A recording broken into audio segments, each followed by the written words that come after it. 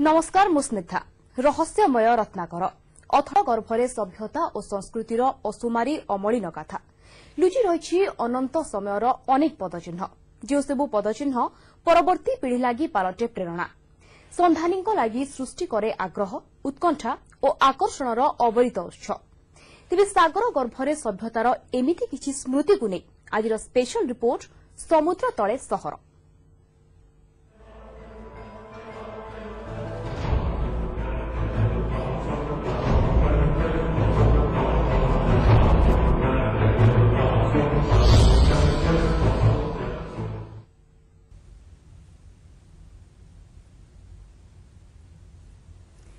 विदेशी ऐतिहासिक माने मानि आसुथिले ख्रीष्ट जन्म पूर्वरु भारत रे नथिला कोनोसी सभ्यता नथिला कोनोसी नगर व्यवस्था किंतु गत दशंधिर एक आविष्कार एमानंको मुहकु चुप करि दिछि जेतेबेले सारा विश्व मनिष और पशु मध्यरे फरक कोन जानि नथिला सेतेबेले भारतीय माने कोन करिथिले तार प्रमाण ए आविष्कार समुद्रर पानी तळु मिलिथिबा ए सहर प्रमाणित करूछि जदि दुनिया रे कोनोसी विकसित स्थान थिला तेबे प्रथमे ताहा भारत रे ही गढ़ी उठिथिला।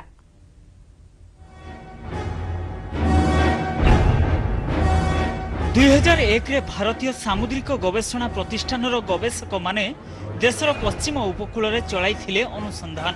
गुजरात र खंबाट उपकूल रे समुद्र रे प्रदूषणर स्तर जानिबा थिला एमानक उद्देश्य। खंबाट उपकूल रे राडार स्कानिंग इमेज बा सोनार इमेजिंग रु मिलिला चमकाई देबा भली तथ्य। समुद्रर पानी तळु मिलिला केतेक सुव्यवस्थित ज्यामितिक आकारर थिबा तथ्य। सेसबु थिला उपकूल ठारू प्राय 20 किलोमीटर दूर रे। सोनार इमेजिंग पद्धति रे मिलिथिबा गुड़िए चित्ररु जना पड़िला पानी तळे अछि अनेक सुव्यवस्थित सुगठित निर्माण। जना पड़िला माटी तळे अछि अनेक पत्थर रे तयारी निर्माण जहा उपरे एबे कादुओ और बालीर स्तर माड़ी जाइछि। एसबु निर्माण 13 वर्ग किलोमीटर अंचल रे परिव्याप्त। एहा पाखरे थिला पुराना नदीर धार।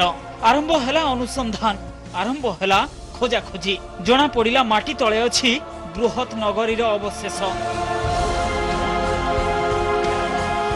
पानी तळु मिलिला अनेक हाड़ और दांत पात्रर भग्नांश काठ और